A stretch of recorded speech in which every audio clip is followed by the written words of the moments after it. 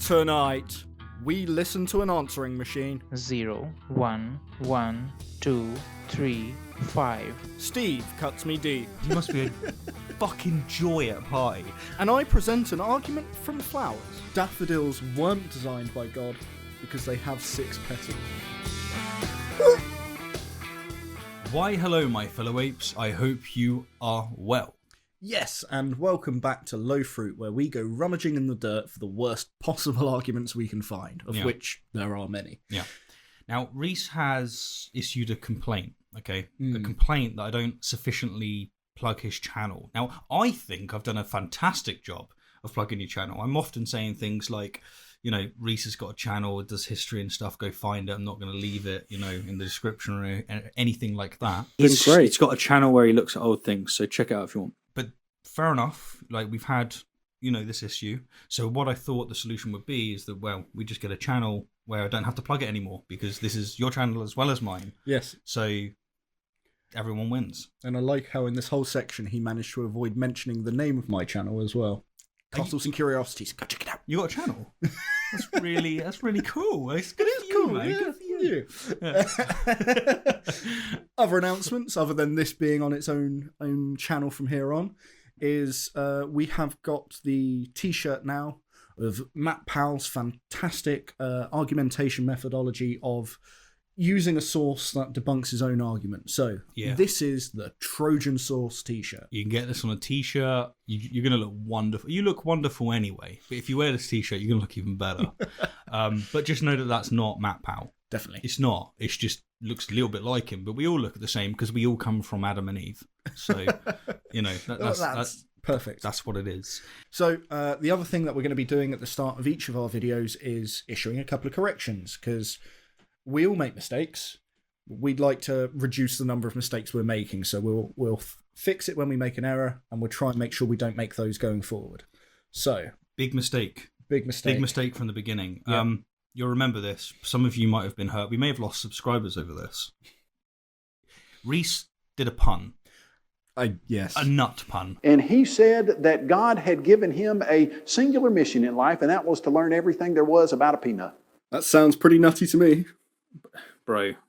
I know. I really regret it. I'll see myself out. And I did. I'm so sorry to expose you to that. Like, we expose people to, like, Matt Powell, to, you know, Kennedy. But a pun like that, Reese. I know. I did apologise for it. It's not good enough. It's not good enough. And then the other thing is that they left comments, thank you very much, pointing out that peanuts are not nuts. I know, the pun wasn't even accurate. It wasn't even accurate. You're a madman. An absolute madman. In my defence, if a peanut doesn't want to be mistaken as a nut, it should probably remove the word nut from its name. That's fair. There we go. Right. Maybe we'll have to do a poll to see if people agree with you. So, yeah.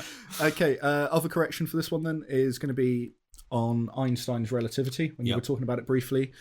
It doesn't predict eclipses, but what it does do is predict the bending of light around large objects of mass, which was then proven in the 1919 solar eclipse. So I think that was probably the thing that got mixed up in your head there. It did, yeah. No, that's fair enough. Another thing that we missed, and I think this is just... so this isn't a correction. Not a correction, but this is what we missed, and it's worth pointing out, is that when we were addressing Kennedy... It doesn't make any logical sense. He actually committed the Trojan source fallacy. But we failed to point it out because we didn't quite recognise it. We didn't even have a name for it at that point, though. No, we didn't. Yeah, to be fair, we're not clairvoyant in that sense. No.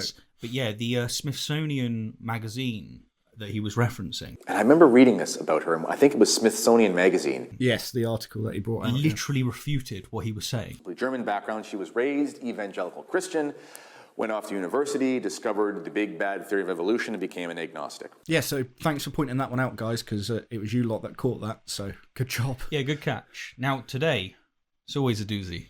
Today, we're going to be taking a look at a video from a channel called Engineering Made Easy, who, in his own words, uploads videos related to engineering subjects, and by engineering subjects, what he means is God. Yeah, God. God. And God. Yeah. Well, more specifically, the video of his we're going to be digesting is called 10 Scientific Proofs for the Existence of God. Proof of God. Evidence of God. Does God exist? Okay, let's do it. Hi, I am Lalit Vasist. In this video, we will see 10 scientific proofs that will make you believe in the existence of God. Do you know what, mate? I don't think I'm alone here, but I would say that I am more excited for this than that guy who introduced Carl Buck. It's time to begin. I want to welcome everyone. We're excited about tonight. Are you? Are you really excited? You don't You sound really excited. don't sound it. Well, it'd be hard not to be fair. That's fair. That's fair. You know, set the bar low, and you're always going to be happy. Does God really exist has always been a subject of debate. But here I have 10 reasons to convince you that God actually exists. So without wasting time, let's directly come to the point. But first, let me tell you...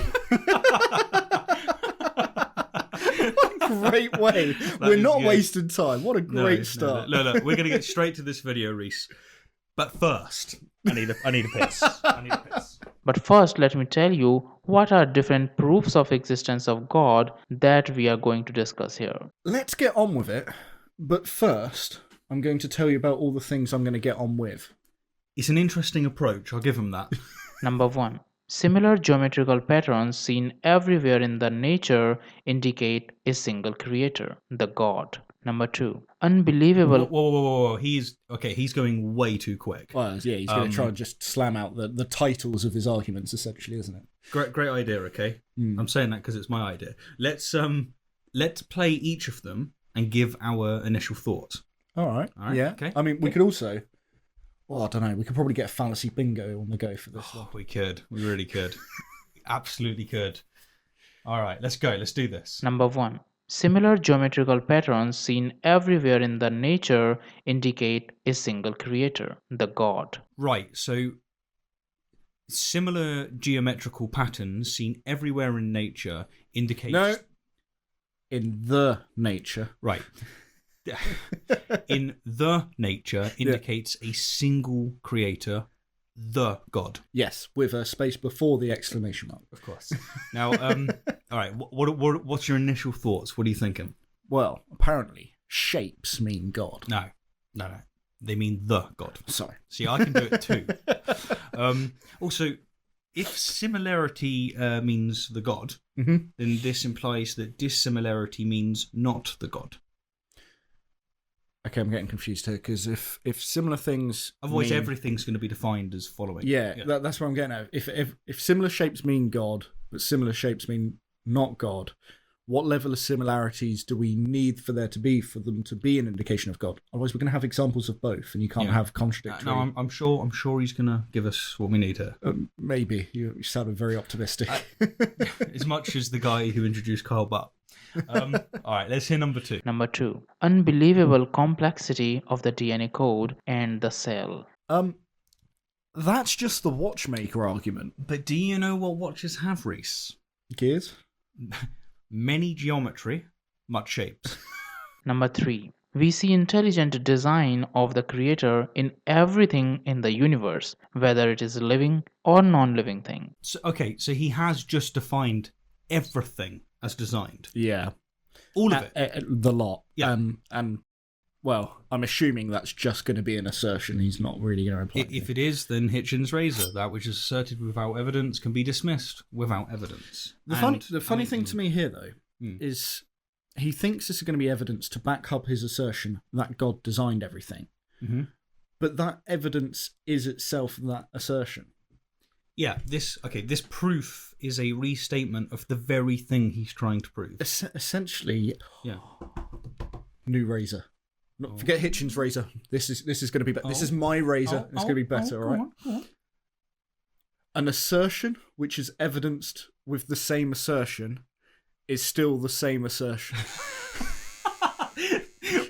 Reese's razor right there you go. Number 4. Similar designs found at the microscopic level of atoms and the planetary system is an indication of God's signature everywhere. That sounds like just point 2 again. No, you're missing the nuance here, okay? All right. He's saying that it's similar shapes, both big and small. Yeah, I just different argument. I just want to say our sarcasm has got to the next level. Number 5. Everything that exists must have a cause. Therefore, universe had a cause. Right, so if everything that exists must have a cause, then since God exists, God must have a cause. But hold on, Steve. He'll save it with a Kalam maneuver. Oh no, here comes the Kalam. Which was caused by an uncaused identity known as the God. No, he missed the Kalam maneuver and just went straight for special pleading. Yeah. No Kalam to be seen here. Number 6. Delicate balance, connection and interdependency that we see in the whole universe is again an indication of one supreme power. Delicate independence. Delicate balance, connection, and interdependency prove God. It's going to be interesting to see where he goes with this one. Going to be interesting. It's going to be a watchmaker again. Number 7. Fine-tuned universe and extremely precise nature's physical constants point to a super intelligent creator. Okay. All right. I see what he's doing here. You do? I don't at all. I do. His 7th proof is the actual argument, the evidence for his 3rd proof. It just all makes sense now. Wait, the 3rd proof, that was just his claim restated. Yeah, but this is the evidence for that claim. It makes sense now, Reese. Okay. Okay? No. Okay, well, at the very least, can you admit that you're seeing a pattern? That none of this makes sense, And yes. patterns come from God. Number 8. The whole universe acts as a very big machine, subdivided into infinite number of smaller machines, which proves that there must be a single mind behind it. How does that follow? The universe acts like a big machine with an infinite number of smaller machines inside it. So that doesn't follow. Tell you what, the Kalam proponents won't like that, because you've got an actual infinite of smaller machines. Yeah. But yeah, this is just a reassertion of the Watchmaker argument. That's what's happening. Oh, weird. Yeah, it's essentially saying it's complex. Yeah, he's saying, like, God. you think the watch is a complex machine. Everything is a complex machine. And yeah, that's a weird one. We'll see when we get to it, but that's odd. Right, so actually, get this right. That's his 8th proof. Yeah. And it's a restatement of his 2nd proof. How does this not all make sense to you? I can see Reese's razor becoming a very big thing in this. Yeah. Number 9. Non-physical aspects to human consciousness lead to indirect evidence of God. Oh my God, I have so much to say already. What non-physical aspects are there to consciousness? And then my favourite bit of that one, though, is leads to indirect evidence. No. This is meant to be one of his 10 proofs, and even he thinks at best it is indirect evidence. No, it's not indirect evidence. It leads to indirect It leads evidence. to indirect It leads to evidence. indirect It doesn't evidence. even get you that far. Doesn't even get you that far. Number 10. There must be a supreme power or supreme intelligence that controls and guides all the objects to their final purpose. So the 10th proof for a god, for an intelligent designer, is that there has to be God, an intelligent designer. Reese's razor. It's going to come up a lot in Again. it. Like, I'm glad I got the name for that in there because I'm frankly upset. Like, I've been doing all this time on YouTube, and you just come in with this absolute beast of a razor. got a razor before you. Yeah, fair enough. Well played. Right. Are you guys ready for this one? Because Yeah, let's give it that looked pretty awful. Now let's discuss all of these 10 proofs one by one. Number 1. Similar geometrical patterns seen everywhere in the nature indicate a single creator, the God. Yeah, such as cancer and COVID and comfort. All of creation screams that there's a creator. You can see the genius of God's creative hand through creation. Even on your body. Have you ever heard about golden ratio and Fibonacci sequence, which is present in many natural things? Right, so the fact that there are laws in the universe that result in certain patterns recurring is proof that there is a single God. Yes, because, well, what you did there with the word, law, you've got to be careful with the word law, because he can claim that there must be a lawgiver. I know, we're going down that route. All right, let's see how he backs it up. Actually, if any object is designed using golden ratio or Fibonacci sequence, its proportions and patterns are pleasing to the eye. I wonder, has he ever heard that beauty is in the eye of the beholder? Because it sounded like an argument of objective beauty there. Yeah, You know, and all things with this pattern are pleasing to the eye. yeah, but okay, pleasing to the eye. What if we found the golden ratio in a massive turd? It'd be a beautiful poo. Yeah, but would it? Because like you give me like this golden ratio turd, I'm not gonna find it aesthetically pleasing. I'm just not built that way. And it ain't going to help if you can smell it as well. No, even if the smell's got the golden ratio, I'm not interested. So yeah, Leaving aside this beautiful poo. yeah, okay. Does this mean, as you're saying here, if the golden ratio and the Fibonacci sequence create things that are pleasing to the eye, is he suggesting then that other patterns don't, or that they don't prove God? Okay, and if they don't prove God, where did they come from? Are all non-golden ratio and Fibonacci patterns natural? Because Well, if they're not God's signature, yeah, then yeah, they've got to come from somewhere else, haven't they? Yeah. but if he's going to claim that they are, even though they don't fall into those patterns, those sequences, they are God's creation, which he is going to do, Yeah. then he's just claiming that everything. Yeah, and then why even have this as a point? Why not just say Yeah. all things prove God? Yeah, And be done as with it? he's given us with spoilers, remember, from earlier on, where he said that everything, small machines, big machines, all of it is screaming God. Well, this pattern thing just does nothing. He should just do a Ray Comfort. All of creation. Screams that there's a creator. But what is this golden ratio and Fibonacci sequence, and where it is found in nature? Numerically, the golden ratio is represented as ratio 1 to 1.61. It's not exactly elegant though, is it? 0.61. Yeah, Yeah. 0.61. Like, it doesn't Number with decimals. Yeah, it doesn't Oh. scream creation. Let's be honest with you. Like, it's not like 7 or 3, which has got like this woo-woo, metaphysical nonsense attached to it from some people. No, it's 1.61. I'm curious though. Yeah. Is 1.61 or 661 actually? Is 6-1 in the Fibonacci sequence? Is it in the wow, the 1 is twice. The 1 is, yeah. Yeah. 6 isn't. 6 isn't. So it is 6-1. But there's 3 letters. Sorry, there's 3 numbers, so it is in it. We can find ways to fit it We in can there. fit this in somehow. Yeah, that's true. This ratio is also called as phi, also pronounced as phi. And here is the Fibonacci sequence. Okay, so we're moving on to the Fibonacci sequence. Now he's done with the explanation on the golden ratio. Look, if you're trying to explain why the golden ratio is so important for proving God, you're going to need to give us a little bit more than it's 1 to 1.61 and it's pronounced as phi. Yeah. You haven't told me why this proves God. No, There's it's nothing true. there. Okay, so to recap, so we're all on the same page. He said, look, here's a pattern in the universe that is a product of deterministic laws. Therefore, there is a single God. Yeah, it doesn't follow. What? That doesn't follow at all. What? I'm glad we're going to hell because we don't understand this. And here is the Fibonacci sequence: 0, 1, 1, 2, 3, 5, 8, 13, 21, 34, and so on. Observe, in the Fibonacci sequence, each number is the sum of the 2 numbers that precede it.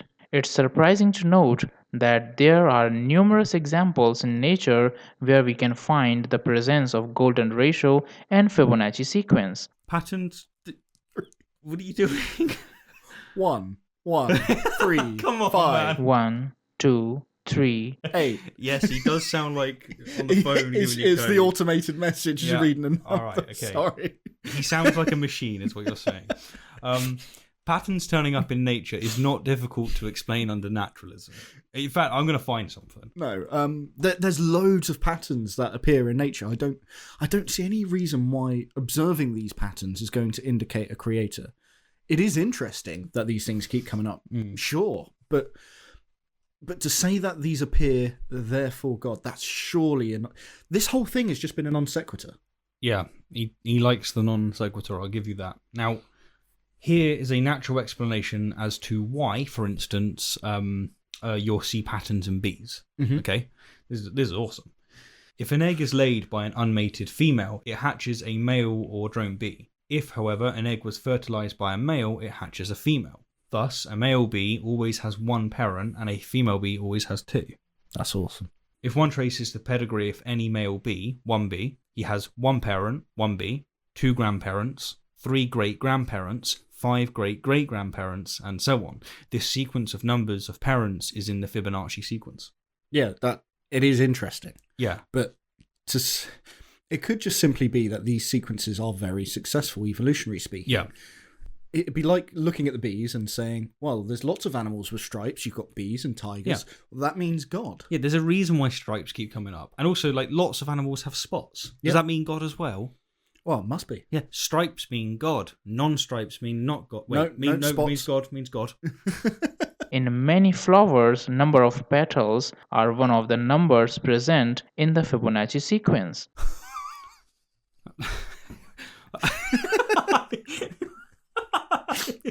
Did you catch that one there? Many flowers. Many. So not all. Many. Many flowers have a number of petals that appear in the Fibonacci sequence. Yeah. So therefore God, obviously. Does he then accept that there are flowers with a number of petals that don't appear? Many in the Fibonacci would sequence? seem to be a big fat yes. And on those that. ones aren't made by God. No, he's going to say they're made by God as well. Also, I'm pretty certain that Nightshade has 5 petals. I think it's 5. If so, what we've got is this aesthetically pleasing plant that is bloody deadly. Yeah. That like children will die off by consuming some of it, picking it up if you put them in close proximity. And yet, an all-powerful, all-loving God put it there. Put it in a place where we could then consume Yeah, and die from and it. made it so that we find it pretty. Yeah. I mean, naturalism, by the way, would predict such horrible plants. Another one, by the way, I think hemlock falls into this. For example, buttercups have 5 petals, the chicory 21, the daisy contains 34 petals, and so on. He gave his examples. Carry on, Reese. He gave his examples. I'll give one of my own examples, right? All right, what you got? Daffodils weren't designed by God because they have 6 petals. I gotta say, that is a thumbnail for the Slice channel. I think that's going to be a good... People won't know what the hell they're clicking on when they go for that one. Yeah. There's other examples out there, man. There is. This guy is just cherry-picking things that fit the Fibonacci sequence. We know that because he's saying many flowers. I wonder if cherry trees fit the Fibonacci sequence. They might. I don't know in what way. Oh no, they must be golden ratioed.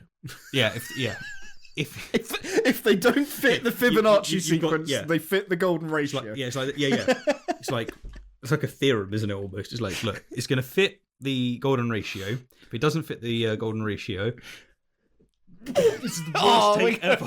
But we're going to carry on. If it doesn't fit the I've sneezed once. That's in the Fibonacci. So if it doesn't fit the golden ratio, it's going to fit the Fibonacci. And if it doesn't fit the Fibonacci, then everything's made of machines anyway. Yeah. So we can always get there. Yeah, brilliant. Okay. Note that all these numbers are present in the Fibonacci sequence. The Fibonacci sequence is also found on many fruits and vegetables like pine cones, pineapples, cauliflowers, etc. Yeah, but what about the many fruit and vegetables that don't fit in the sequence? And sorry, as I was just saying, actually, I think I figured out the secret. I figured it out. Okay, all fruit and plants are in the Fibonacci sequence. Why? Because take a tree. Yeah. There's only one of them. You're literally where I'm at here. Yeah. You can't say there's one of these things. One is in the sequence, therefore. Yeah. Also, one is in the sequence twice.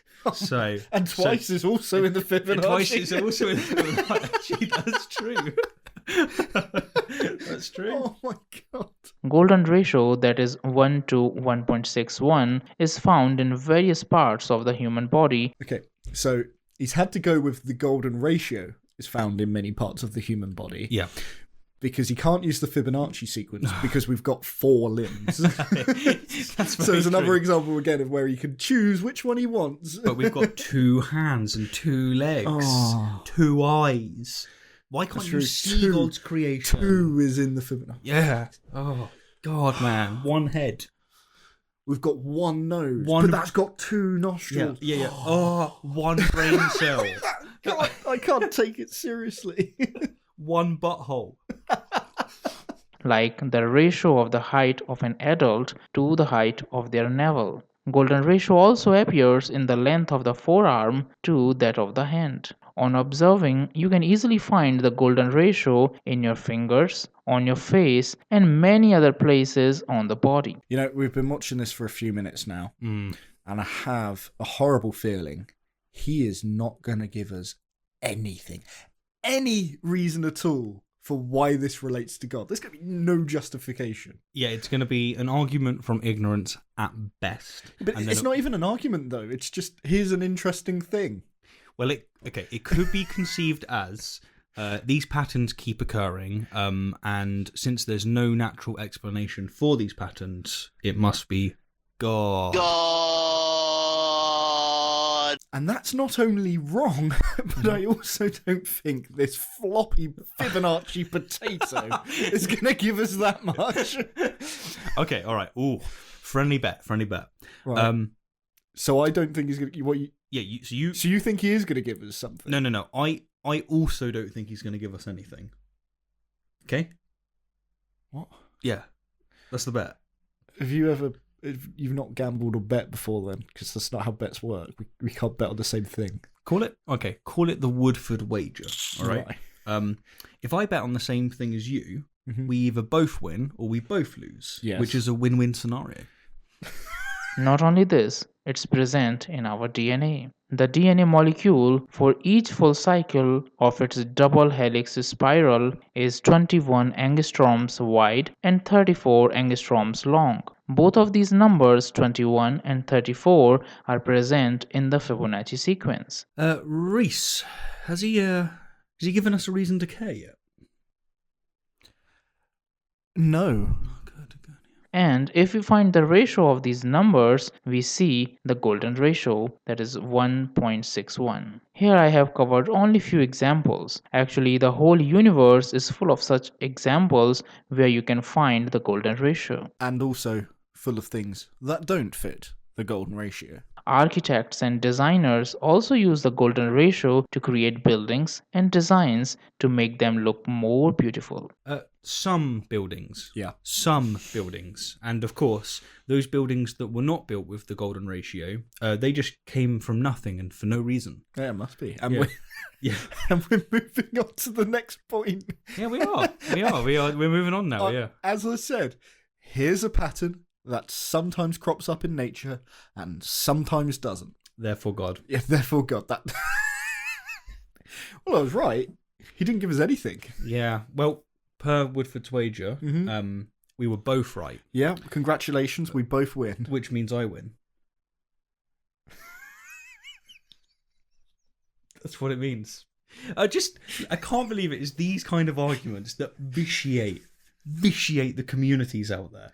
This is the kinds of arguments that you have to deal with on the ground. It's not sophisticated views on modality. No, it's there's a pattern that keeps coming up everywhere. Yeah, it comes up in cancer and stuff like that, but don't worry about that bit. Just this is how they speak.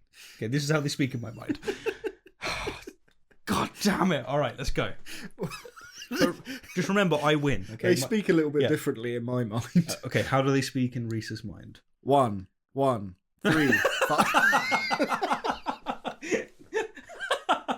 Number 2. Unbelievable complexity of the DNA code and the cell. Yeah, the DNA of viruses that kill babies is really complex, mate. Really complex. Very complex. Yeah. And first of all, why is complexity unbelievable? And second of all, Watchmaker. Yeah. Yep. Here comes the bloody Watchmaker again. This went out of style in the 19th century. Catch up. I know.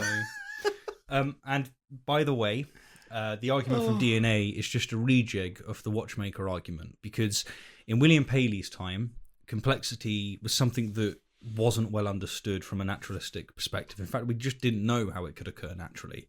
Then Darwin comes across, and what he does is he shows that you can have a natural process that produces this complexity, and creationists to be fair, creation is still just an eye. The natural selection can produce this complexity. But the ones that have figured it out, what they've done is they've moved to the next bastion, right? They've moved backwards, they've retreated backwards to the claim that, well, what about DNA and its complexities? Language of DNA, and it's the same God off the gaps argument. It's just they haven't learned from their predecessors that this is a fallacious way of thinking. So what we've moved from is complexity can only be produced by intelligence. Yep. That was the initial one. Yeah, and it was based on the fact that we'd seen no other instances of it. They've recognised that that's wrong. Yep. They've heard that DNA can be described as a language and gone, a language can only be created from intelligence. Yep. That's all they've done. It's the same argument. And once we figure out how the language is created, guess what? They're just going to stick to abiogenesis. And if abiogenesis gets figured out, they go, well, we don't know how universe has come about. It's just the argument from ignorance. I did a collaboration with the amazing John Perry on this very topic. So if you want a more sophisticated response than what's probably going to come, because he's probably not going to present it in its strongest form, then please do check that out. It's really good. It's stated clearly as a wonderful, wonderful individual. I'm personally fascinated by this idea. I'm personally fascinated. That just explains everything, doesn't it? This is all personal incredulity, isn't it? Yeah. There's a lot of that happening, I should say. Yeah. As I can understand how difficult it is to make the computer do any task by writing a code. Then what will you think when you find an extremely complex and long code placed inside your DNA, which is found inside the nucleus of all the cells of your body? Well, I'll tell you what I think. Mm-hmm. I think, this is peculiar. Mm-hmm. Real peculiar. Real peculiar. It's odd, Complex, strange, complex, right? Yeah. Peculiar. Let's not try and figure it out. Let's instead conclude that since we don't have answers for why it is the way that it is right now, it must have been created by a single God. Ooh, very rational. Yeah. Yes. That seems like it must be the right answer. There can be no other answer. Yeah. I'd think that much like computer code, the genetic code conveys signals, and the final result is one that came from trial and error, and that there's still lots of errors. And then that's where the similarities end. Because ones and zeros are quite different to polynucleotide chains. Ones are in the Fibonacci sequence. They are. Yeah. Here the point is, information comes from intelligence. Sometimes. Yeah. So just as sometimes complexity comes from intelligent design, that's like the point, right? But per Darwin, we now know that sometimes it comes from nature. Yep. From natural selection, it can produce complexity. Also, note that just as pressures, the pressures that cause complexity to emerge are exactly the same as the pressures that cause the genetic code to develop in the way that it has. I wonder Yeah. if that's because we're looking at the exact same argument to deal with the same observation, just reworded, changed from life is complex to the genetic code is complex. Absolutely. The thing we haven't figured out yet is how the code got there in the first place. And because we don't know how it got there, guess what? God. Put the God in. Put the God in. According to researchers, they have not found any physical law by which matter itself can create information. Information cannot generate randomly. There has to be some intelligence behind it. Oh. Yeah. So that's just personal incredulity. I can't conceive of how information can be generated without intelligence. Therefore, information can't be generated without intelligence. Yeah. This is also it's just flatly wrong, right? Because when nature selects for a plant to signal to a bee for pollination purposes, new signals are being selected for. New signals are evolving. And that is information. Yep. That's an information, this new information that's being developed, that's evolving. He's just wrong. Evolution is a prime example of new information Precisely. developing. Yeah, precisely. It's nuts, isn't it? It is nuts, yeah. Not legumes. I was literally about to make that joke. You stole that one. That was mine. As a computer is instructed to perform any task using binary code, that is ones and zeros, in the same way, the code that is placed inside DNA is written in the language of 4 letters A, G, T, and C. These 4 letters A, G, T, C actually are 4 types of chemicals found in the DNA molecule. AGTC is an acronym for adenine, guanine, thymine, and cytosine. Do you want to know how does an instruction of the DNA code look like? As 10101001111100 is an example of a computer program instruction in the binary language with letters ones and zeros. In the same way, A, G, C, G, T, G, T, C, T, A, C, A, C, C, TGCT is an example of an instruction in the DNA code. This instruction of the code is written by the arrangements of 4 chemicals A, T, G, and C. Complete DNA code is written in this language of programming, which is responsible for performing each and every task of our body, ranging from simple to highly complex. Oh my god, I'm sorry for the long sequence there, but it took a while to get to anything to bite on. But He did, yeah. he is really trying to play up the complexity aspect, Yeah. but when he puts that long string of letters on the screen there and expressing how it's responsible for each and every task in our body. Yeah, like cancer. Yeah. And Alzheimer's and blindness. What that information is doing is determining what protein will be produced. And even then, only something, I think it's like 2% of our DNA is actually coding DNA. Well, okay, the other thing is that this sequence is subject to billions of years of evolution by natural selection. Billions of years of selection. It would be bizarre, let's say, if the human genome just popped out of nowhere, but not if it was a result of trial and error. Just makes me think, actually, the Adam and Eve scenario is it popping out of nowhere. So, I mean, it's a miracle for a reason, I guess. Well, yeah, because how do you explain human diversity from just those 2 people? You can't. Not only this, the code also stores the genetic information that we inherit from our ancestors, and we transfer it to our next generations. DNA doesn't also have the genetic code of our ancestors. We are a modified version of the code of our ancestors. Yeah. It's not like constantly adding new. That's weird. The complete code is copied to the new cells before any cell dies. According to Dr. Francis Collins, director of the Human Genome Project, Here we go. This is one of creationists' favourites, okay? Francis Collins. Christian favourites, to be fair. This is going to be a quote from a brilliant scientist who believes Christianity is true because he saw a waterfall frozen in 3 streams. I know that the logic is really powerful right now, but that is... We've got him there. Sorry, can I... Also, you know what? I think he was right, because 3 is in the Fibonacci. Sorry. What, he was an atheist that then came to believe in God because he saw a frozen waterfall with 3 streams. Look, I'll be honest with you. These kind of testimonial stories I could not give a crap about, but from what I looked up... That sounds made up. Sorry, I'm going to look that one up. It's not made up. You've got this brilliant scientist, and that's what's going on. All right, I'm going to look that up. Many tic-tacs later. Right there. That. Oh, no. Why?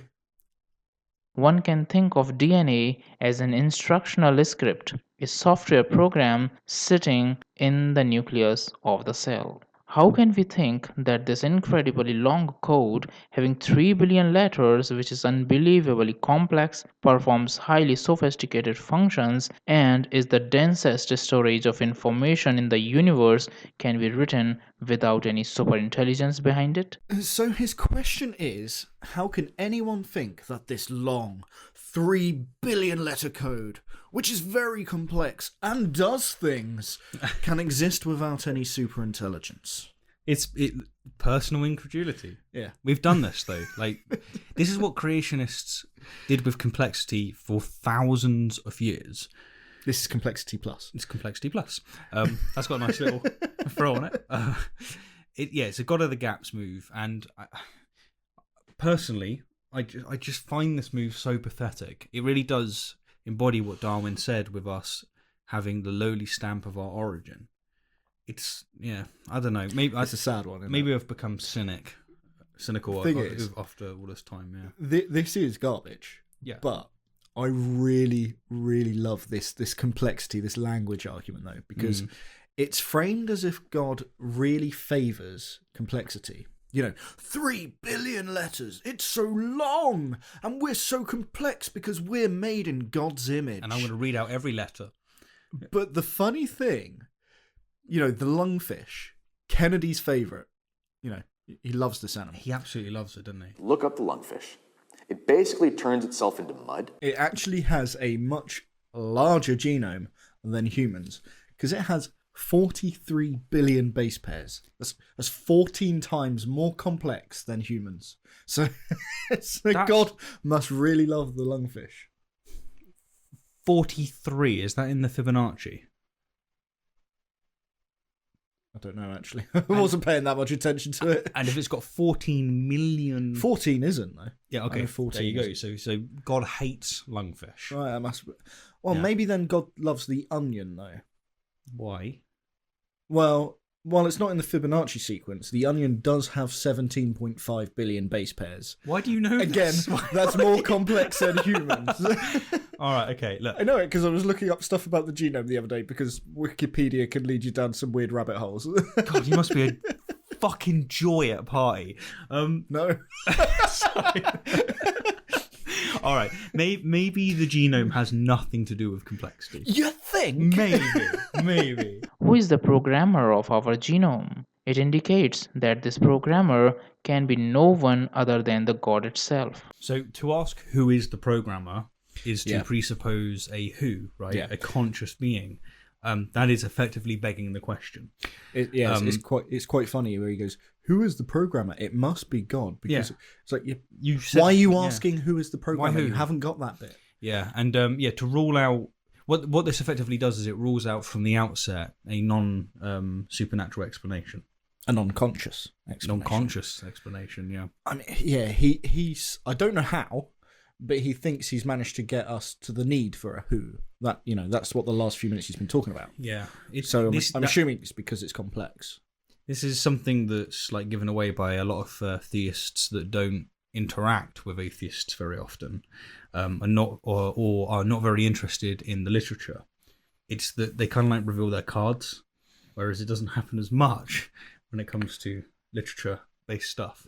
I'd assume from this, he's never engaged with someone who would examine his arguments critically. I definitely get. Because these are awful. Yes. Now, if we think about the cell, then it's again a miracle. He's just declared the cell a miracle, which, well, it's complex. You know what? I invoke Woodford's wager. What, you also bet he's going to say that it's because it's complex? He's going to say it's because it's complex. I'm glad we're in agreement. I know, me too. I'm not glad that you're going to potentially win. The cell is like a planned city in itself. Human cell is far more superior and complex than the most complex man-made structure. Yep, so got that one right. Yeah, we win. I'm not liking Woodford's wager. It means I win. Notice that he chose a city as a metaphor because everyone agrees that cities are intelligently designed. Yes. That's why he chose that as the metaphor. But what if he had chosen, say, a river? Most rivers are not intelligently designed. Yeah, and I would suggest the fact that they frequently burst their banks in England to be a good example of why they're not intelligently designed. Very true, but they could be easily conceived as if they are intelligently designed. I mean, ecosystems are based on them. Ecosystems evolve around the river, and they live in like this one-to-one correspondence with it, basically. Like it's it's the interdependence thing he's going to bring up. Interdependence, yeah. Look at the balance, and it's like they evolved to be balanced around the rivers, but they could totally do the Douglas Adams puddle thing, right? The this was puddle. made to fit. Go look, it's so perfect around me. Like surely this is a sign of a river maker. Yeah, this is exactly. And he definitely would say that rivers are intelligently designed. Yeah, he would. Yeah, but while kids drown in them. Yeah, he's obviously picked cities because, well, we're not going to dispute that one. We have evidence they are designed. Yeah. We designed them. We designed them. This is just 10 different watchmakers. Large number of tiny, incredibly complex biomachines working continuously at incredibly high speed and with great accuracy inside the cell can boggle your mind. This boggles the mind. It's just personal incredulity. It's incredulity in the face of complexity. Yeah. Don't use that as a basis for an argument. It's never good. Mate, this guy is using it as a basis for a worldview. All of these work automatically and in perfect coordination. They don't work perfectly. That's why we get such things as genetic defects. Yeah, I was thinking down that when he was saying they work with great accuracy. It's like, do they? A great example of how they're not perfect and certainly not highly accurate is the fact that we age. Aging is due to self-replication. Not, it's not quite that great. Sometimes it fails. Very true. And it's also why we have an increased likelihood of developing cancer as we age as well, because they're not replicating properly. But remember, before Noah's flood, we didn't age like we do now, okay? We used to live for thousands of years. So this complex biology of ours is forever deteriorating worse. That's just brilliant. In short, we can say it's actually a miracle of some super intelligent creator which indicates the existence of God. You can say that. You haven't proved it. This is proof. You haven't proved it. This is just incredulity in the face of complexity. You're going to be repeating that a lot. I know. Like I was just thinking as I said it there. Like I'm feeling a bit bad for repetition. But in my defense, he has repeated the same argument. Yes, so many times. Yeah, it's you make vacuous arguments, you get vacuous responses. What can I say? Number 3, we see intelligent design of the creator in everything in the universe, whether it is living or non-living thing. I mean, unfalsifiable? You want to talk about that? Yeah. According to this engineer, damn well everything is proof of God. Well... No, sorry. The single God. This is going to be exactly what we said in his introduction section. He thinks there is a creator God, and this is proved by all things being created by God. All the things in the nature are designed so beautifully that it becomes almost impossible to neglect an intelligent designer behind it. All things in nature are designed so beautifully. Now, what he's doing here, by inserting the word design, is presupposing a designer. If you just said, all things in nature are beautiful, that's literally just taking the word designed out of there. He'd be wrong and unable to claim a designer without it being a non sequitur. So the only reason that word's in there, the only reason he's saying it was designed beautifully, is to try and dodge a fallacy. But by adding the word design, he would be begging the question. Again. Yeah. So by dodging one fallacy, he's jumped face first into another one. He has. And another thing to be said is that creationists always show trees and like beautiful sunsets and things like that. Yep. We said this many times over, but they never show like birds eating alive worms or natural disasters. But they, cancer and stuff like that. But they have to be able to account for this stuff under their model. But they just don't show it. They appeal to beauty, and that's it. Yeah. So and as we keep sort of bringing up, not while you're eating, hopefully. There's that worm, worm, that worm thing that goes and burrows into draconculiasis. I think that's what it is. Something like that. Oh, it's horrible. No. I've said it before, and I'll just keep saying it. I think that the argument from beauty only works if your eyes are shut. Or at least sufficiently distant from the thing you're looking at. Yeah. Yeah, it could be cashed out that way. That's true. If someone argues that this beautiful design is mere a coincidence or made by chance, But what about natural selection? What did you call him? Oh, a floppy Fibonacci potato. That. if someone argues that this beautiful design is mere a coincidence or made by chance, then I have a short story for him. Suppose you are walking along a beach Oh, not again. and suddenly you found a wristwatch on the ground. You observed that the watch is very beautiful. Why is the watch got to be beautiful? Why is everything got to be beautiful? Why can't it be an awful watch, an ugly watch? Why won't they ever talk about the lamprey or the hagfish? They're horrible. Or the there's a I don't know what it's called. It's a parasitic wasp larvae that eats a beetle larva from the inside out. Why won't you talk about that? Oh god, that is nightmare fuel. It's awful. Nightmare fuel. But yeah, regardless, it's just the Watchmaker again. Yeah. I wonder, have these creationists ever heard any of the responses to the Watchmaker analogy? Yeah. How many times does this need to be presented and countered? Yeah. How many separate people are going to keep presenting this bloody watch on a beach? Yeah. Because what happens in the literature is someone will give a response and then there'd be backs and forths and replies. Yeah. And it might settle out with going, hey, some people are convinced by this proposition, some are not. What happens in the creationism circles is that you just get this. It's just that. It's just completely that. I can't hear you. Which is why you get people like Kent Hovind doing the exact same scripted sermon. Sorry, I've got an image in my head now of Kent Hovind doing the Gollum thing. I'm not listening. Not listening. I'm not listening. I'm not listening. God, evidence. God. Yes. You observed that the watch is very beautiful and is perfectly designed. It has numerous intricate and small parts running in perfect synchronism. This awesome watch would remind you of the person who has designed it. What is the chance that you think that the watch has not been designed by someone? I thought we were tackling the argument from beauty. Why have we gone back to the complexity thing from proof 2? Why are we going backwards to the same argument? I don't want to overdo this. Bloody complex argument again. We're going to have to deal with like flat earth stuff at some point. Well, move on to something else. Absolutely.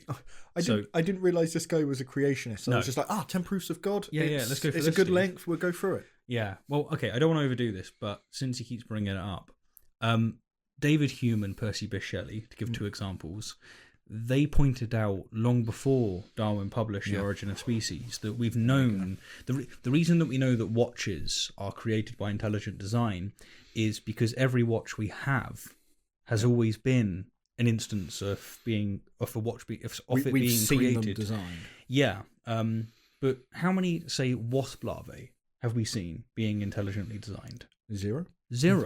Right, it occurs naturally, so you can't make this. It's apples and oranges kind of comparison. I'm actually going to look up the quote. Okay. I'll just add to that then a little bit. Using an example of things we've seen designed as evidence that other things must also be designed doesn't follow. It's nonsense. And if you do want to use that logic, all things we've seen that are designed have been designed by humans. So if you're going to, that would then mean everything that is designed by humans. So if you claim then that nature is designed, the logic would follow that humans designed nature. Yes, so the logical flaws are abundant. That is true. Googled it because I wanted to get the proper quote. Man, I love Percy Bysshe Shelley. His writing is so good, so good. But yeah, let me read a quote from A Refutation of Deism. We attribute these effects to human intelligence because we know beforehand that human intelligence is capable of producing them. Take away this knowledge and the grounds for our reasoning will be destroyed. Our entire ignorance, therefore, of the divine nature leaves this analogy defective in its most essential point of comparison. Okay, so from here he spends nearly a minute just pointing at different things and saying they're designed because they're complex and beautiful. So we're going to skip this segment, we'll leave the timestamps up, but we're going to go ahead to the next argument. We also know that beautifully designed objects in nature have always been an inspiration for the designers and artists. Then how can we neglect the super designer who has been the great guru of all the human designers? Does he need more designs to make you believe in him? No, we don't need more designs. What I need from you is proof that they are, in fact, consciously designed. Yeah. Just throwing 100 apples at me and telling me they're oranges doesn't make them oranges. That's you good. You can't just do this. That's good. I like it. Yeah, that's good. Oh. Also, did you notice that he used artists as his Yes. example? Plural. Artists. Yes. Yeah. As opposed to the one single designer we've got. Yeah, because he doesn't want to look around and go, look at this art that is, say, a landscape of some sort, and look at this art that is the lamprey, and look at this art that is cancer. You don't want to say that that's the cancer god, that's the lamprey god. No, he wants to say there's one artist, one god. The funny thing you get with creationists on this one is they won't allow you in evolution to have a common ancestor. Mm-hmm. They'll tell you, oh, that must mean there's a common designer. But in all instances we have of things that are designed, there's normally been more than one designer, which would then mean that it's not a singular god. No. But somehow they want the singular god. Yeah. Moving on. If they are not designed by humans, then who has designed all these things? No one, because they weren't designed. Isn't it enough to prove the existence of the supreme designer who has also designed us? No. Number 4. Similar designs found at the microscopic level of atoms and the planetary system is an indication of God's signature everywhere. Oh, shit. I know exactly what he's going to say. I know exactly what he is going to say. He's going to say that because electrons revolve around the nucleus and planets also revolve around stars, that is the same design and therefore proof of God. That's what he's going to do. I think you're probably barking up the right tree. If anything, finding similar patterns at numerous sizes is and in numerous circumstances, that's just going to indicate that the big and the small are subject to the same constraints. He's going to say that constraint is God. Yeah, he is. But, well, first of all, how does he determine that it's a conscious constraint? Right? Well, I don't know. And then how does he determine that this entity, this conscious entity, is a single one, not a multiple one? Like, because if you've got answers to these kind of things, then you're going to be doing a better job than him. Yeah, because it'd be good if you present them. Yeah. I know. I've got the answer, though. It's complex. It's complex. It's too complex to have multiple gods. Yeah, it is. So, okay, so you're saying that multiple gods is less complex than one god? Yeah. Yes, it doesn't make any sense either, but neither does this argument, so there we go. Don't they have like the doctrine of simplicity? But a less complex god is more simple than one. Pick one. Do you want complexity or simplicity? Pick one. When we look into an atom, what we see? We see many electrons revolving around the nucleus in their orbits. Not only the electrons revolve around the nucleus, but also they spin at their axis. Doesn't it closely resembles the planetary system, where planets revolve around their star while also spinning on their axis? Oh, it's so nice to just be so right. I'm gonna smug. I'm feeling quite. Oh, I'm gonna defect to the creationists. I'm not.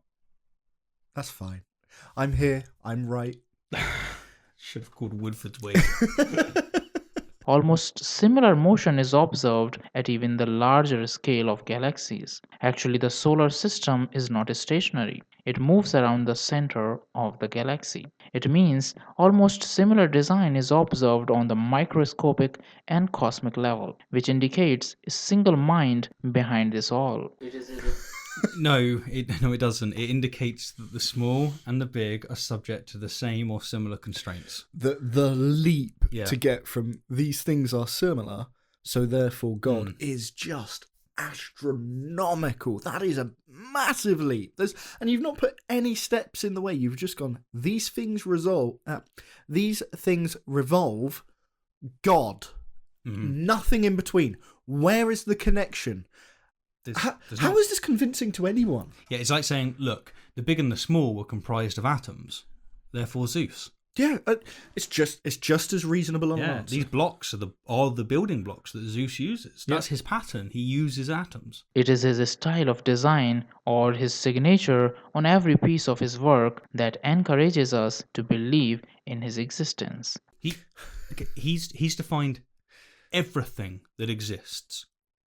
All of it, from sunsets to parasitic wasps, from oceans to cancer, as proof of God, because they're made of atoms. Yeah, that gives him everything. That's everything material, basically. All of it. All of it.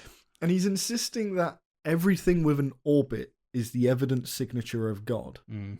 I will say, because we didn't drop it earlier, right? This is a very, very good place to have Hitchens' razor come in, because you provided nothing. Yeah, this guy has got such divine blinders on.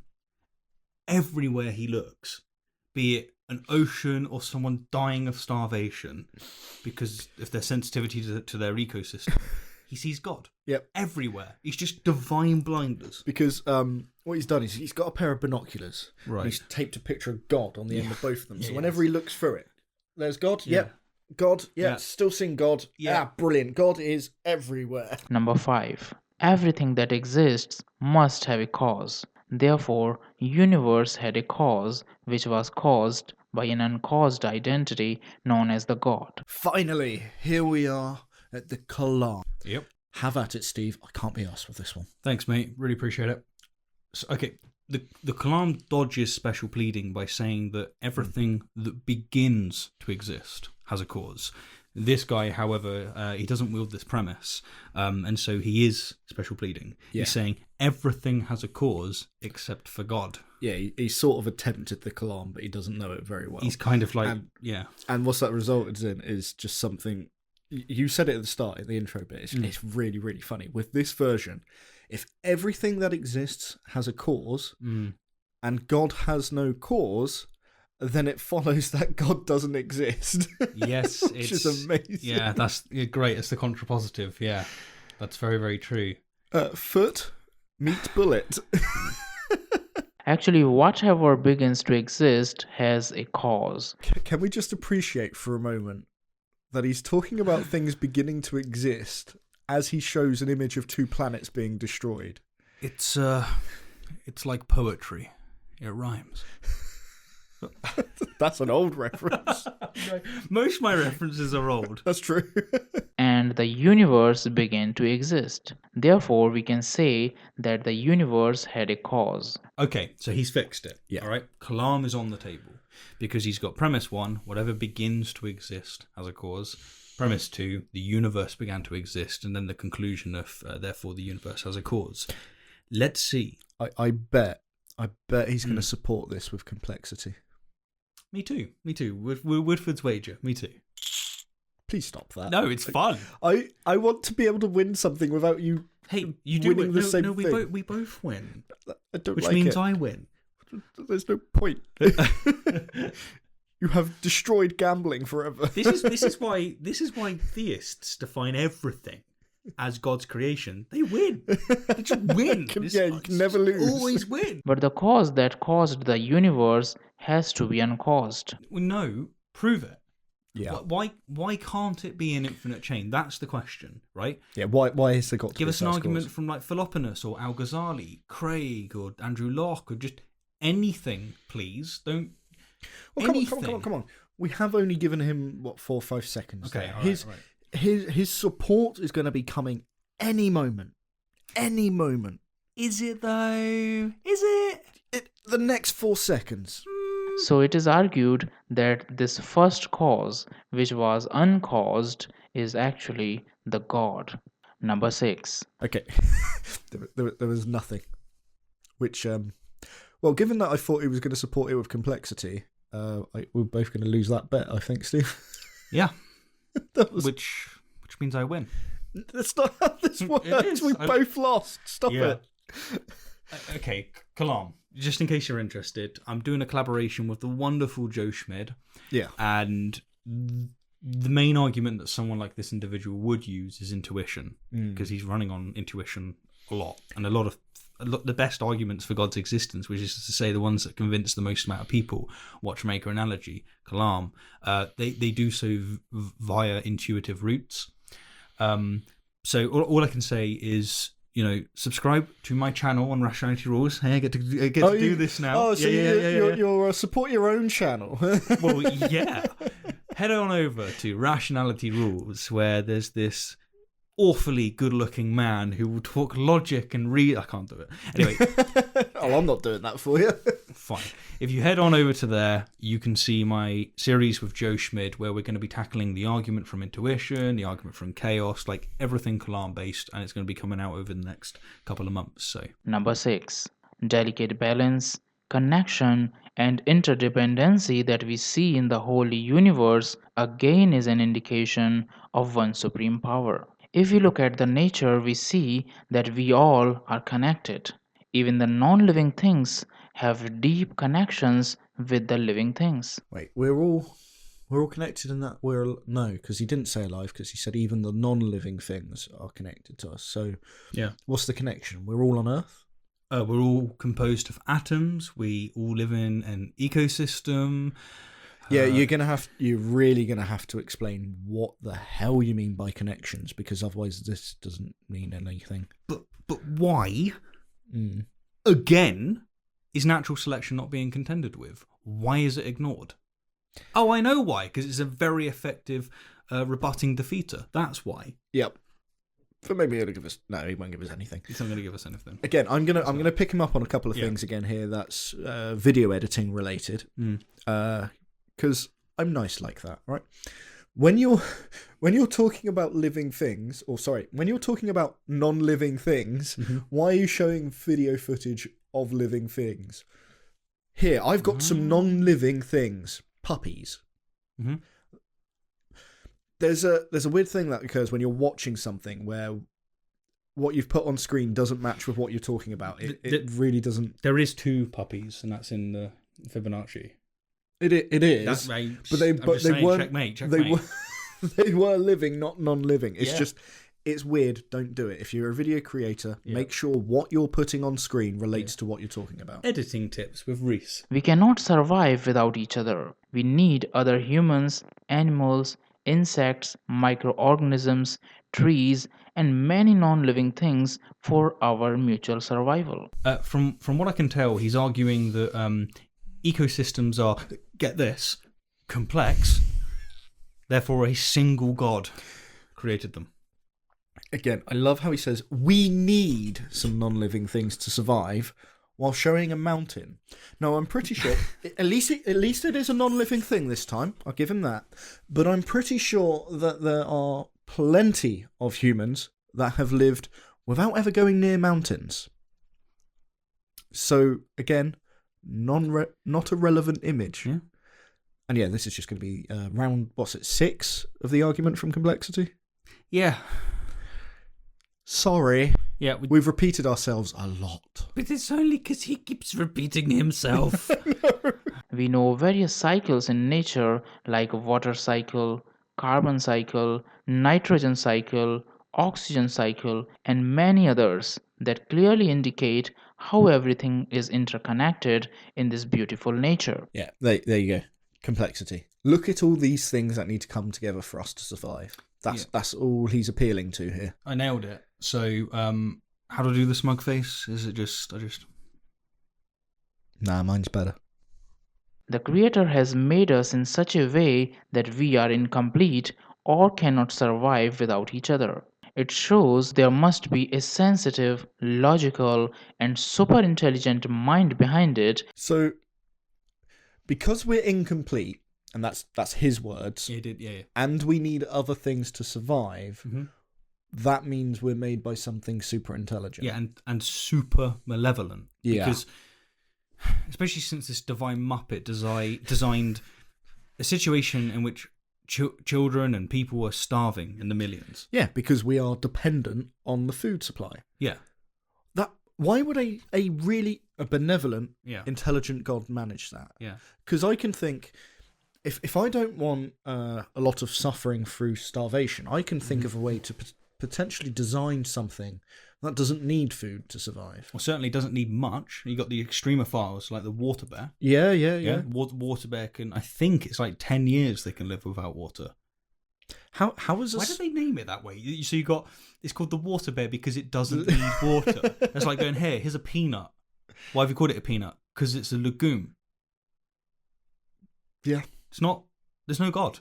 No. There's no God. Who delivered a message of love, connection, and interdependency. It's great that you said God is super malevolent before he then just immediately says, it's a message of love. Yeah. Because children dying of starvation, because they've been designed in such a way as to be reliant on an abundance of food, on a very sensitive ecosystem, that's God's idea of a good design. That's God's idea of a loving design. Yeah. Like I say, a loving God would create either an environment where there is an abundance of food, or a creature that doesn't require an abundance of food. This is divine blinders again. Yeah. That's definitely going to become a card. Divine blinders. Yeah, just Bibles taped to the side of the faces. God everywhere. In his creation to keep us free from ego. How this deep understanding of love and infinite intelligence in design come from randomness or by chance? Isn't it the evidence of God? Reese, Oh no. I'm sure I speak for most people watching this. I am so tired of this bullshit. This black and white fallacy between random chance or a very specific view of God. Yeah. It's just so tiresome. They need to respond. I mean, you don't even have to do it adequately. Just respond to natural selection.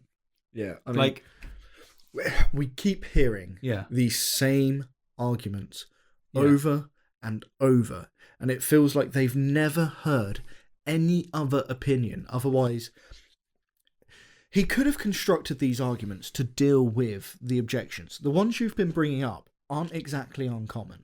Not at all. They're very common. They're very common objections. They are, in fact, what convinced most people, including theists, to go, all right, creationism's not good enough. It's when people do things like this, where they don't even adjust their arguments for the most basic, most common objections, that makes you think that they're not searching for truth. And, like, picture this in other domains of discourse, like someone just repeating the same nonsense arguments, and what you have is cogent, decent responses, and yet that individual or group just keeps going around acting as if they've never heard it, repeating the same stuff. Now, to be fair, this guy might not have heard about natural selection. I think the chances are very low, but I just get so tired of this stuff. Like, it's exhausting. Anyway, let's carry on. Yeah. Number 7. Fine-tuned universe and extremely precise nature's physical constants point to a super intelligent creator. Fine-tuning refers to extremely precise value of nature's physical constants. Scientists have calculated that our universe would not have existed even if there were small changes in the values of the physical constants. Scientists have calculated, right? Before I begin, what parameters, what values? I always hear about how if the values of the universe are this way, so therefore God. But which values are you talking about? Because if you don't know, why are you presenting this argument? Well, I'm sorry, I'm gonna just let me finish my little rant here. Yeah. Let me for a moment use these nebulous values that we don't know what they are, okay? The precise universe we have wouldn't exist if one of those were different. But there would probably still be a universe. Yeah, and that's if those values can be changed. You can't even prove that those values can be different. That's the thing. Like, if they want to talk about the probability of the universe that we live in, then they need to know the probability of the universe we live in turning up. And if they don't have that, then these claims towards probability are just, they're nothing. They're not substantiated at all. You need to know the probability of something turning up, and they don't know that. All they do is they go, look at how particular this is. Therefore, we know that it's improbable of turning up. And it's like, well, we don't know. Just on the improbability thing, and how we sit there and we can be amazed at something that turns up, right? Yeah. There was a time when I was playing Warhammer, and I rolled 23 dice. Yeah. Right? One hand, 23 dice. It was awesome to watch. One hand? Yeah. How many? Just load. It was more like two hands in the end, obviously, but... D6? D6 dice. Right. 21 of those 23 dice came up with the number 1 on them. That's very unlikely. It thoroughly pissed me off because it meant nothing hit anything. Yeah. But, well, you sit there and you go, that's very unlikely. Extremely unlikely. Yeah? How more unlikely is it than if the numbers had come up of 1, 1, 2, 2, 3, 3, 3, 5, 7? 7? Well, there wouldn't be a 7 on a six-sided die. Yeah. But you know what I'm saying? It's completely the same, probability. And the probability of the numbers coming up different to what I had, because we don't know that those dice couldn't have come up with ones. Yeah. Because it's all based on the fact that, you know, I picked them up in a certain way, I rolled them in a certain way, the Earth was in its precise position with the sort of gravity. You know, all of these things factor in.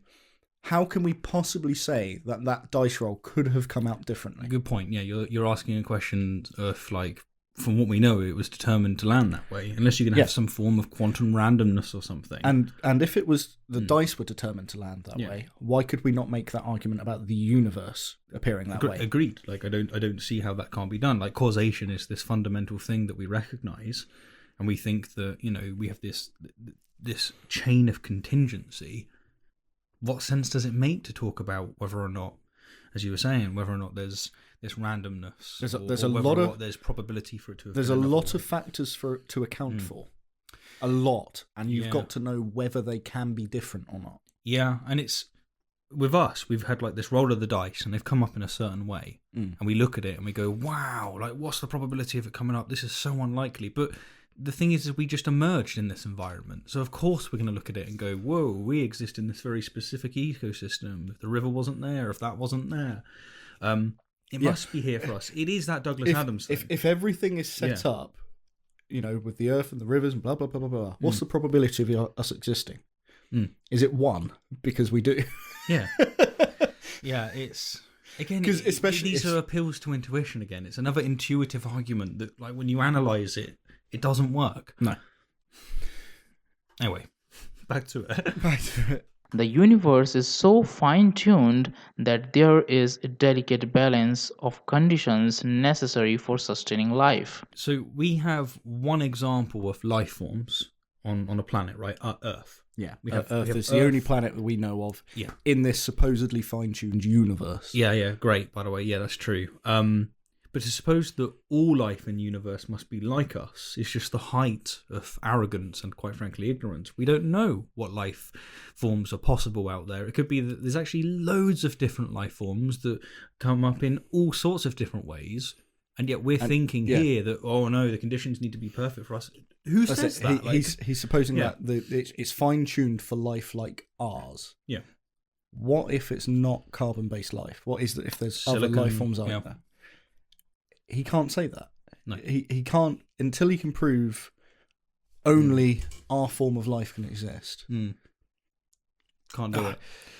And as I sort of started to bring up, to say that the universe is fine-tuned for us when we can't exist in 99.9999%, you know, reoccurring percent of that universe. Yeah. That's weird. And then factor in that the planet that we have that supports life, well, there's huge portions of that planet that we can't live in. That's the thing. Like, the creationists can come up to you and go, look at how finely tuned it is. And you can just, like, get a cup of water and go, put your nose and mouth in it. Yeah, you might just stay there. Just stay there for a couple so you minutes. got, what, over 50% of the planet is covered in water. Yep. And well, we don't do very well when we're stuck in that water for a long period. Nope. So we're already down to less than half the planet. Yep. Of that, if you go to very, very high altitude, run out of oxygen, die. If you go to somewhere very, very cold, so any of the land masses near the North or South Poles, you die. Yep. Well, there's lots of deserts near the equator and stuff. Yep. Again, you die. Yeah, no. So hot, cold. I'm just hearing that it's all created for me. We're really the portion of the planet that we can live on is very, very small. So God clearly, if God existed, God clearly didn't make the planet for humans, because otherwise more of it would be fine-tuned for us. Do you know what can live on a lot more of the planet? Extremophiles. Oh, yes. It's the water bear. Let's understand it with the help of an example. If the force of the Big Bang explosion had been different by 10 raised to minus 60, life would be impossible. According to famous physicist Stephen Hawking, if the rate of the universe's expansion 1 second after the Big Bang had been smaller by even 1 part in 100,000 million, the universe would have recollapsed into a hot fireball due to gravitational attraction. Here's why I don't like to do debates. I'll probably never go to one because I just get so irritated very, very easily. It's fine if you say, if the constants were different, then our universe would be different. To which, no shit. But now, please prove that they can be different. Yeah. There is this. That's the one angle. The other angle is like the anthropic angle, which we've already touched upon. Yes. And let's just play that clip from Douglas Adams on the sentient puddle, because that's what's going on here. And it's rather like a puddle waking up one morning. I know they don't normally do this, but allow me, I'm a science fiction writer. A puddle wakes up one morning and thinks, this is a very interesting world I find myself in. It fits me very neatly. In fact, it fits me so neatly, I mean, really precise, isn't it?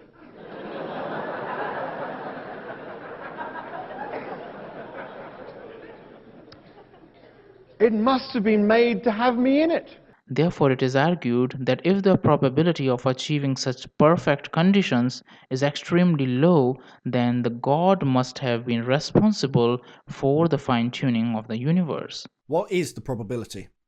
What is the probability? How have you calculated it? Show your work! Let's say that the probability is extremely unlikely, right? Grant that premise. No. How can he infer it's God? Why can't it be that the universe has been, let's say, rolling dice for eternity? Yep. Because, I mean, take, for example, 5d6. If we say, right, we want 6 in a row 5 times, and then what's the chances if you get in that? It's about 1 in 1,772, right? Okay. So, now that's improbable. But is it improbable if you just keep re-rolling it for, like, say, 7,200 times? Well, no, it's probably going to come up, right? And let's just say that it is extremely unlikely that the universe is the way that it is. Well, what if the universe has been rolling dice forever? Well, it follows that every sequence has a very high chance of coming up. That could be the case, right? This is something that you see in some models, such as multiverse models and whatnot. I'm personally agnostic on these propositions, but that doesn't strike me as unlikely. I certainly can't rule it out. There's not a contradiction there. No, I think of it like this. The more videos this guy makes, the greater a chance he has of getting something right. The whole universe acts as a very big machine, subdivided into infinite number of smaller machines. You mean like a watch? We're going down this rabbit hole again. Yes, we are. Again. Which proves that there must be a single mind behind it. If you observe carefully, the whole universe would look like a single great machine. At lower scale, this grand machine has subdivisions. All these parts of the great machine are working in perfect synchronism with each other. Oh, you're right. It's just complexity again, and the Watchmaker. Doesn't feel right. It doesn't feel nice to be right on this one. Do you know what I mean? Like, it just doesn't. It's like one of those things where it's like you're right so many times it becomes boring. Yeah, it's just. I wish I was not right on this. Did you notice that he used? I'm sure he did. He used machine for the same reason that he uses the word design. Yes, and that's because it carries the connotation of a conscious, deliberate authorship. Yeah, there's every machine we know has been designed. Oh yeah, so I guess he's onto. Well, you don't get to define the universe as a machine if that's baked into your definition. Yeah, it's a bit like how some proponents, when they're talking about DNA, they define language as to necessitate a conscious being, and in which case, well, what they're doing is, yeah. Anyway, let's go. Let's carry on. We can keep on observing the subdivisions of the grand machine to any lower level that our human mind can trace and understand. Like in a machine, every part of it has its own function to perform. Sorry, guys. This is the fifth iteration. Is it fifth, sixth, fifth or seventh? sixth? It's a lot of the Watchmaker analogy. We're going to skip this. Timestamps on, but this is absurd. I can't be bothered with it. No, he should have just called this video 10 versions of the Watchmaker analogy, and that would at least be more accurate. It's not fair. You also gave a crap kalam. Yeah, and he also told us that the Fibonacci sequence was proof of God, and that what? Hang on. Yeah, he did. Yeah, but the number 10 does not appear in that sequence. No, hang on, no, I've nailed it down. We got this video is going to be 8 versions of the Watchmaker analogy, which is, and 8 is in the sequence. Yeah, and then there's 2 unrelated arguments which are in the sequence. No, and those 2 unrelated arguments were the assertion he was trying to prove. Oh, it all makes sense now. We've got God. Well played. That was some 4D chess. That's a 200 IQ move right there, if I've ever seen it. I'm exhausted. Let's carry on. Please. In the same way, all the parts of the universe machine are important for its non-stop working. This intelligent design style and planned way of performing tasks by dividing it into smaller units again points to the superintelligence, the God. Number 9. Non-physical aspects to human consciousness lead to indirect evidence of God. After many researches, it has been found that it is not possible to explain human consciousness by the mechanisms of brain and human body. Yeah, because it's just really, really weird that if you damage a part of the brain, it directly affects specific parts of a human personality. Yeah. That's just really weird. Really weird. We've got no explanation for how the brain must mechanically be linked to the physical. This is a classical example that comes to mind from an American construction worker, right? His name's Phineas Gage. Yes. I'll look him up, okay? This dude, like, if you just want to learn something interesting, look up this guy, Phineas Gage. He survived an accident in which a large iron rod passed completely through his head, destroying much of his left frontal lobe. The damage was so significant on his personality that his friends no longer saw him as their friend. Yeah, that's pretty damning to the role the physical brain has on. Yeah, there's lots of we've known more about this. If I'm not mistaken, Cage was like one of the first people that really showed there is a very obvious link between the human psyche, right? The soul, the personality, the consciousness, and the brain. Fascinating stuff. I have huge issues with this concept of the soul. The idea that, once we're dead, there's going to be our personality remains. A key thing that just blows that apart is something like dementia. Yeah. Right.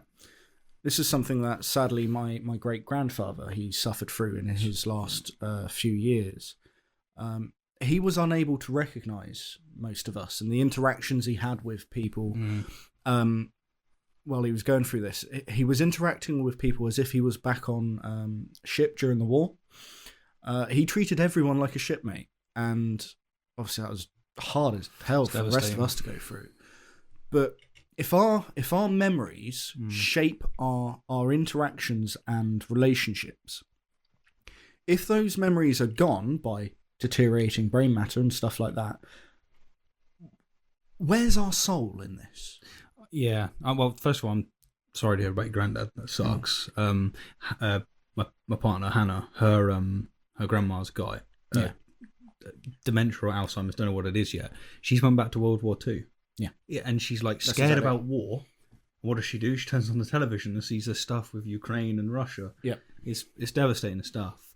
It's always fascinated me though that people can see that you take this part of the brain away and it has this effect, and you can just see the losing of the individual, and yet somehow, when we die and it all goes to kaput, somehow we rise off just fine. Yeah, what a faith! Which version of us survives as the soul? Yeah, because when people have those kind of awful conditions, they end up being mean and nasty and sometimes do things like, is that the person that's going to get punished? Like, they make it up as they go along. Like, imagine someone, say someone our age in their 30s or whatever. They go through a trauma and they suppress the memories. Yep. Does the version of them that goes on, the soul that carries on afterwards, is it the pre-trauma or post-trauma memories? Because that will massively affect who they are. It's true. I guess they would just say it's the conscious individual, whichever part's conscious. What the hell does that mean? If you're conscious of your past, then it defines you. But that's not true, because we know that. Then that person goes through dementia later on, and those things are completely destroyed. Those memories are now, you can't get them back. Does that version of them? Yeah. It doesn't make any sense. Yeah. No. There's so much we know about how the brain is affected by things, that the idea of this soul, this personality that exists beyond the physical realm, it doesn't work. Well, it does. You've got me thinking now, because if you've got someone that suppresses something and they just full on don't remember it, the person that they are is not defined by that. No. Other than maybe subconscious aspects. And it's like, well, how bad is that individual if they've actually completely forgot, say because of a brain injury or because of some deterioration or whatnot, they've actually forgot something bad that they did. Is it now right to punish that individual because that individual is fundamentally not the person that did it? I don't know. It's you see what I mean? Oh, that's the thing when you come into criminal justice sort of thing. If something's happened to a person where they physically, there's no way for them to remember it. That's a difficult thing to answer. But I guess it's easy. Did you believe in God? No. Hell. It shows that there must be non-physical aspects to human consciousness. He again simply asserts that it's impossible to explain consciousness without intelligent design. Yeah. And gives no reason for it. It's Hitchens' razor again. That which is asserted without evidence can be dismissed without evidence. Like, Hitchens' razor is just going to come up a lot in Lowfruit, isn't it? Let's just face it. Probably. This guy speaks nicely, seems really nice, but he's exhausting. Let's say for a minute then that we don't have any explanations. That doesn't mean you can claim that your explanation is correct, because you've got to then back it up yourself. So if you're going to say that it is impossible to explain consciousness without intelligent design, I can make the claim that human consciousness does not have any non-physical components, because we must be remote piloted by aliens. Let me tell you, even the thoughts and emotions are physical processes, but the experience of consciousness is completely non-physical. So he claims that thoughts and emotions are a physical process. Yeah. But consciousness isn't. I know that's very confusing, because are not thoughts and emotions part of our consciousness? I mean, how can you be conscious without thinking? What I think we literally call someone who's not capable of thinking, we call them unconscious. Yeah, it's true. What is consciousness if it's not being aware of one's surrounding? I think you're right. I think you call it unconscious. which is still a mystery. But we know that the non physical and physical are linked and interact with each other. This surprising interaction is only possible with some intelligent design which needs a designer. God damn it. This is just another assertion with an unsupported assertion. Yep, this whole video has just been assertions of just every proof we've had so far has essentially come down to him saying it needs a creator. It needs a creator to be this way. It can't work without a creator to make it this way. We've not actually had anything of complexity. A little sprinkle of complexity, but we've not actually had anything of why something needs a creator to be this way. Honestly, this you could have replaced this entire video of us with just a pop-up of Hitchens' razor in the corner. We should have at the beginning said, we are going to reply to engineering made easy, but first, here's Hitchens' razor, and just left. Just done. I'll tell you what, we'll fix it now for the rest of the video. Mm-hmm. Here you go. Yeah. Good game, man. Yeah. It is suggested that this designer can be no one other than the God. I'm sorry. Let's suppose there is a designer of human consciousness. Because we're talking specifically about human consciousness here. Why can't it be anything other than a God? I know it's a bit of a meme, but why can't it be aliens? And no, I don't think it is aliens. But you haven't ruled them out. Yeah, we see no reason for why it can't be nature. That's the thing that gets me. No. He hasn't contended with natural selection at all. Nope. To make 5 proofs that are teleological and to ignore evolution in all of them. Really? Well, we are on to the last argument. Yeah. Maybe this will be his best one. Oh, no, wait, I remember what the last one was. Never mind. Are you ready? No, this one's going to be a doozy. No. You obviously don't remember what that last one was. Totally remember. It's going to be great. Number 10. There must be a supreme power or supreme intelligence that controls and guides all the objects to their final purpose. So, as you can see, this 10th proof for God is that there must be God. This is going to be Reese's razor coming in strong. I can't wait for this one to be explained. Ha!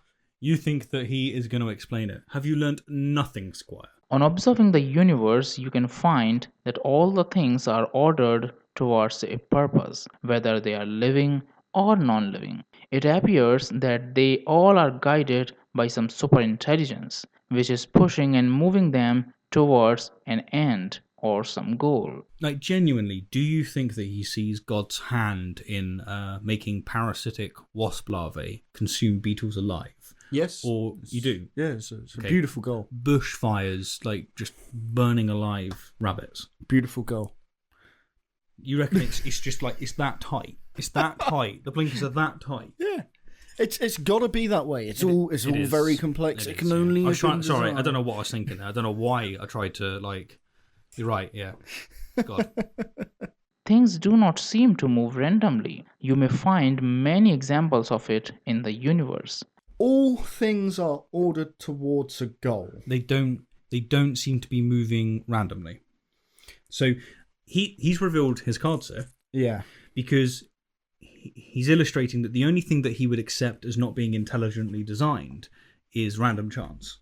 It's that tornado sweeping through a junkyard and assembling a Boeing 747 from the material they're in, right?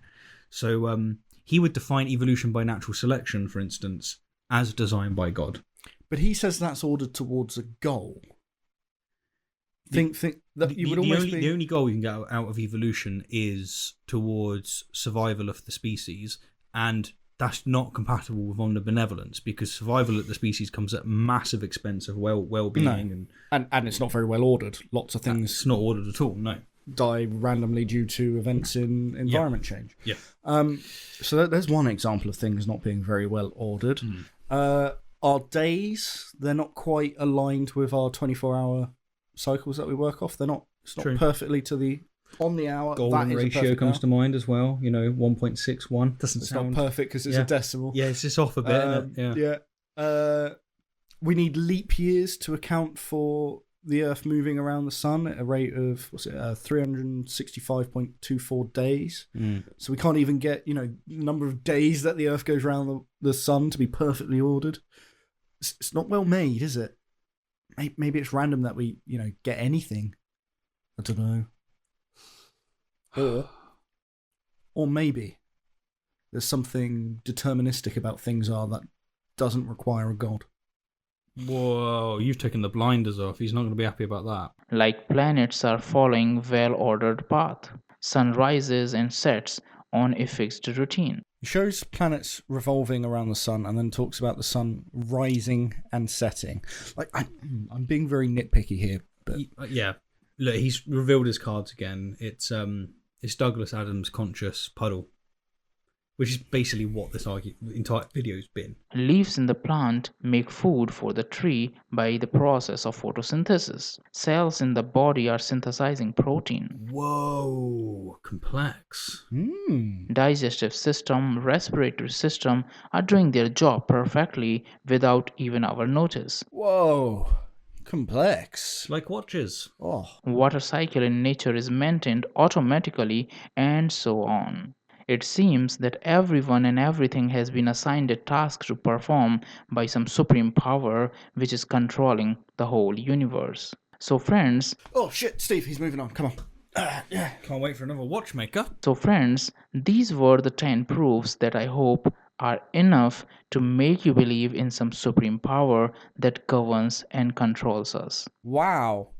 That video was meant to convince non-believers, because he said, I hope this is enough to make you believe. I honestly thought this was for people who already believed and just need someone to tell them that it was justified. It is. Of course it is. Yeah. Of course it is. There was nothing. Yeah. I mean, well, is it worth asking? Were you convinced by these 8 renditions of the Watchmaker? Do you know I wasn't? That's blasphemy. That's absolute blasphemy. What about the crap clam? No, because that was also awful. Look, engineering made easy. If you are out there and you have managed to make it through our very critical response of your video. Yeah. And by the way, you seem like a really nice guy, but yeah, if you have made it through, thanks for watching this far, because it has been a long one. But mate, please give us a why for any of these 10 points. Pretty much all of this video was just claims with no evidence that complexity proves God. That was the majority of this video. That's not going to convince anyone. It's not going to happen. Because if he is a creationist... He won't have watched this. No, the first rule of creationism is don't acknowledge criticism. Yeah. Remember? Because otherwise you've actually got to deal with natural selection. It could be that engineering made easy does not know about natural selection. That could be the case, and in which case we might have been a bit harsh with our, responses. But it's almost certainly not the case. He seems, perfectly able to look up these things, and if you are interested in these things, then you'll very quickly come across Darwin and his work. So he's and on all YouTube, of the extra stuff, yeah, posting videos about God. Are you telling me he's never scrolled past a video on YouTube from an atheist? I just have like this modus operandi of being as charitable as I can. It's a good way to be. But I mean, I don't know. Anyway, that is episode 6 of Lowfruit. And as we were mentioning earlier, we want to know what kind of things you'd like us to tackle. So we could look at some flat earth stuff. We could look at some ancient aliens. But we suspect that you don't want to just see us, locking horns with creationism all the time. I mean, maybe you do. Maybe you don't. I don't know. But I have no qualms about going back to shitting on Ray Comfort and Matt Powell and Ken Hovind again. But I think it would be a nice change of pace to deal with something that isn't evolution for a change. Yeah. Give us anything. Yeah, let us know. But nothing an hour long though, because well, I'm not doing a 3.5 hour video. No. As always, thanks for tuning in. I'll plug my channel. Yeah. No. We got to do it right. No. I'll plug your channel. I'll plug your channel because you can plug. All right. You can have it back. You plug my channel. Go. Steve has this place where he likes to talk about things he's thinking about. It's not nice when it happens to me. No, is it? Okay, all right.